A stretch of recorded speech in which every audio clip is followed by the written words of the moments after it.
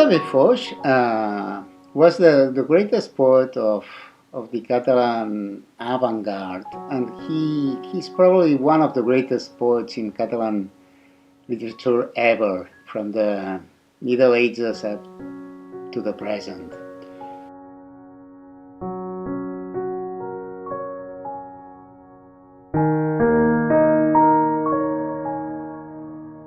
He was contemporary to Catalan avant-garde artists such as Joan Miró and Salvador Dalí, whom he was very related to, but his language was not painting but poetry, and that's the only reason he's not better known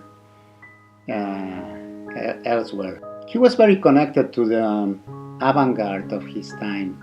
To surrealism with André Breton, Paul Eluard, and he was a great admirer of the Italian painter Giorgio de Chirico, whose aesthetics are very close to his. He's been often compared to.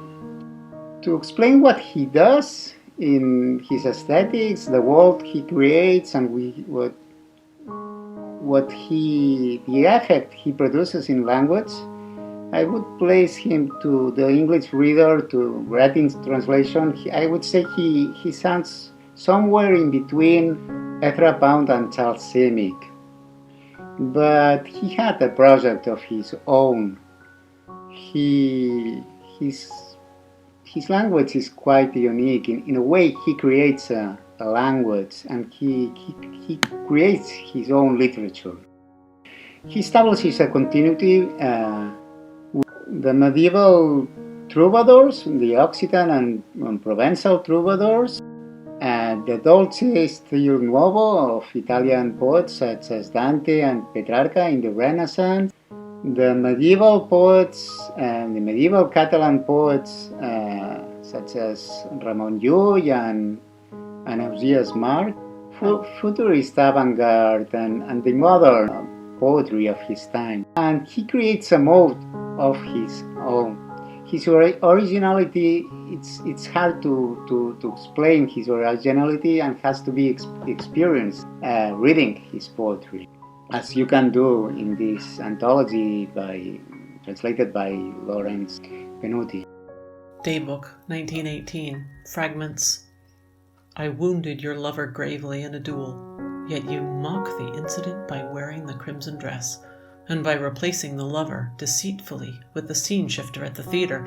I would punish your misdeeds if the barber had not been your accomplice in disfiguring my face so grotesquely. On another fine morning, however, I will take my revenge. The ceiling will not be as now so very low, nor will so many dead birds as now be painted on it. Catalan poet and visual artist Joan Brossa, who was very close to Foix when he was young. Brossa was a great admirer of García Lorca, the Spanish poet, and he once told me that he went to Josep Foix and asked him, hey, he was very young, he was a young writer, Foix, do you like García Lorca's poetry? And Foix, who was a contemporary to Lorca, said, honestly, I like him, but not that much, because if you read García Lorca, many of the things he writes doesn't make sense. Of course, Lorca was in many ways very influenced by surrealism. So many of his poems don't make sense in the traditional way. Josep Foix said, my poetry is not like that. Everything I say in my poems can be done. And it's true, it's possible. It's not only that you can visualize it, it's that it can be dramatized. So he creates a world that the old and the new mix together and produce a new reality. He used to talk about the poetic real and the poetic real, real poetic, the poetic real I guess he was meaning something like that. This new world that he creates in his poems, in these beautiful prose poems, but also in his beautiful lines. I wish that English readers take advantage of this new opportunity to read Foix in English. The poetic real might be this: the world that he creates and can only be experienced.